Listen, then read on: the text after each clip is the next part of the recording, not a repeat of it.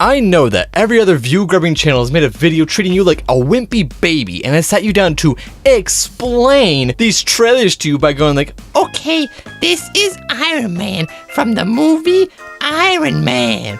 He was also in the comic Iron Man. And then you got the title Endgame, which my big brain has figured out to be a callback to a line from another movie that came out this year, which you might have heard of. It's called Infinity War. But don't worry, I respect you. Not as a baby, but as a boss baby. And so I'm going to dive into some of the serious big boy stuff that all these other channels were too scared and clueless to realize. So, okay.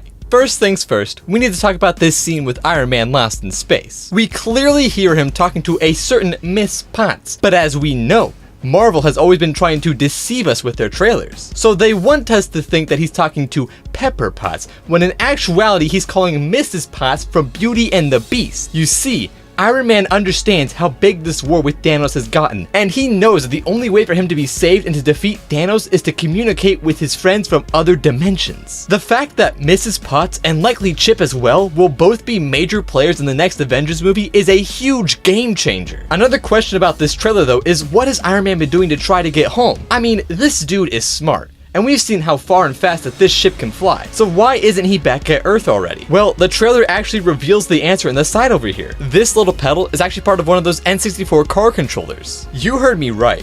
Iron Man has spent all the time between Infinity War and Endgame playing Star Wars Episode 1 Pod Racer. And I mean, come on, can you really blame him?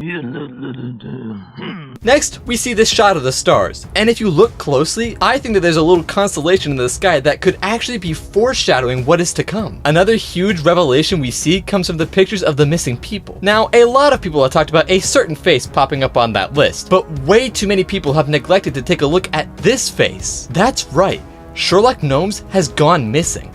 And this is absolutely a huge deal for this movie and future movies. Without Sherlock Gnomes, the Avenged Gnomes are practically non-existent. And if we don't have the Avenged Gnomes, how will the Gnomes defend themselves from Gnome Thanos? And what will happen in the next entry into the Gnome Cinematic Universe, Gnome Country for Old Men? This is truly a huge deal. But there is something that is even more important when we cut to what looks to be Japan. Now, many people have speculated that this is Ronin, the sad boy version of Hawkeye, but actually, they are all wrong. With my superior knowledge of film and comics, I can confirm that this character is actually a grown-up version of one of the kids from Three Ninjas, specifically the kid on the left. Just add a few years and a few drops of sadness and boom, there you have it. And I mean, come on. The way they reveal this character is basically identical to how the ninjas are revealed. It must be true at this point. There's another quick shot where Captain America opens up a locket he has, and we see a character from the Marvel Universe that Scott has cared about for a long time and may make a large return in this new movie. Big Bertha of the Great Lakes Avengers. But there was one moment at the end of the trailer